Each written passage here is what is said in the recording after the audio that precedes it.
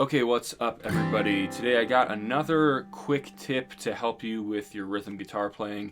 Today I want to talk about bass walk-ups, and particularly one bass walk-up. So what is a bass walk-up? When you're playing rhythm guitar, right, these are bass runs, single note lines typically, that you can play as a guitarist to lead your chords into one another. There's a lot of opportunity for syncopation with these runs, and you can do your own bass run as a guitar player, even if a bass player is doing his or her bass run. And they won't necessarily clash unless you're playing something really way far out in left field, or if you're playing out of time. That's always going to clash. So the one I want to talk about today, I want to share with you the special sauce. I looked for this information for so long. I would hear Tony Rice play this particular bass line, and it just like confounded me for so long. It was syncopated in just the right way. It was so simple, but sounded so complex, and it took me a while to really figure out what was going on and transcribe it. One place that you can hear it in all of his playing, but one place you can particularly hear it well is there was a recent release of the Gasoline Brothers on David Grisman's acoustic disc record label. And it's some living room recordings of him playing with Tony and some other folks. And you can hear Tony play this a bunch on a bunch of those tunes. So check out that recording. So here it is. The idea is that we're starting on a 1. We're in the key of G, so we're going from a 1 chord to a 5, which is a D chord, right?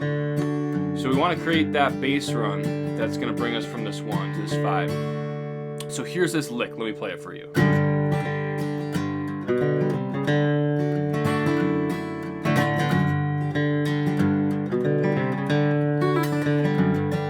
So it uses a little bit of cross-picking and then some kind of chromaticism. But the funny thing about it is displaced. It falls on the and of beat 2. So 1 and 2 and 3 and 4 and 1 and 2 and. That's where it starts. So the thing about this with alternate picking, if you know anything about alternate picking in bluegrass, is that we're always in this down, up, down, up, down, up, down, up flow.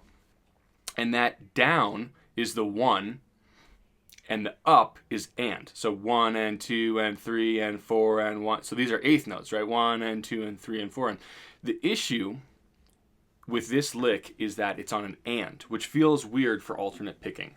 So you have to get yourself accustomed to that feeling of 1 and 2 and 3 and 4, 1 and 2, up.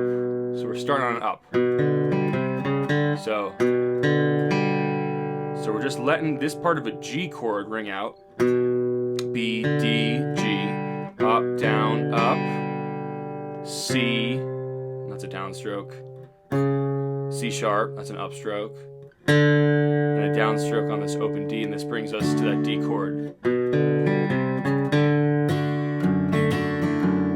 So I'll play it slow again.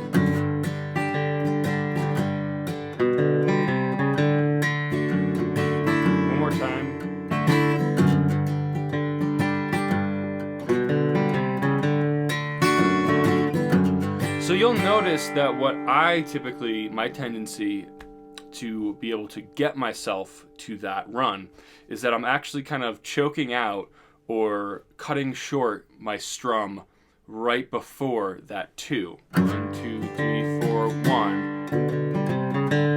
So 1, 2, 3, 4, 1. Right? Because that's just going to set you up for that weird syncopated up.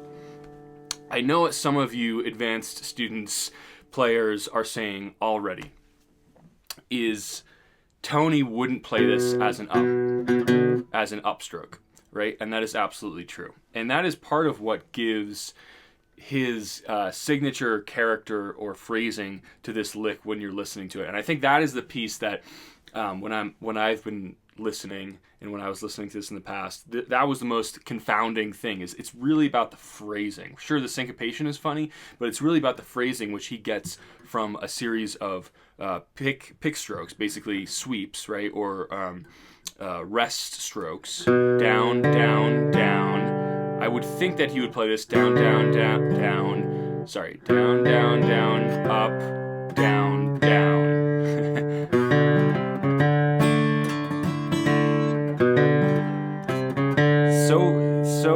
Against the grain from what we're taught about alternate picking and how important it is. There are always exceptions to rules, of course, and sometimes those exceptions to the rules can create a sound that's totally unique in your own. So that's it. I hope you use this.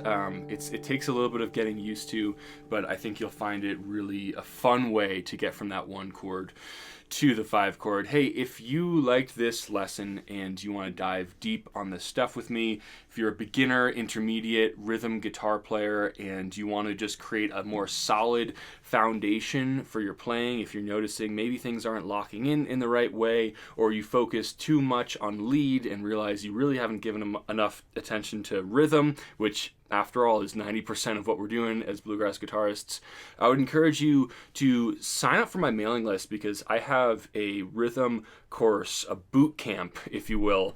It's going to be 3 live Zoom sessions in Saturdays in March. They will be recorded so you can get a replay, but I'll be teaching them live. So the enrollment is going to be super limited, and it's going to open up pretty soon.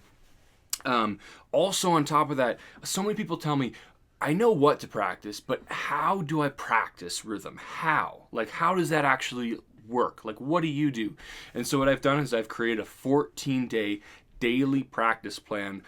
It's interactive, it's online. You click on the day, it opens up, there's an introduction, describes what the practice is, step by step, how it even gives you a time frame. Spend 5 minutes doing this, suggested 10 minutes doing this. There are jam tracks in there that I've created, pre-uploaded for you so that you can practice along. There are worksheets, there are guides, there's tab, everything you're going to need, plus those 3 days, 90-minute sessions on Saturdays where I'm going to lead you through. You're going to be able to ask questions of me live in real time. It's interactive. It's not just a webinar. So anyway, I'm super excited about it, obviously. If you want to get more information, you want to be the first to know when that enrollment opens up, sign up for my mailing list, and I'll let you know there. So happy picking, everybody, and I'll see you next time.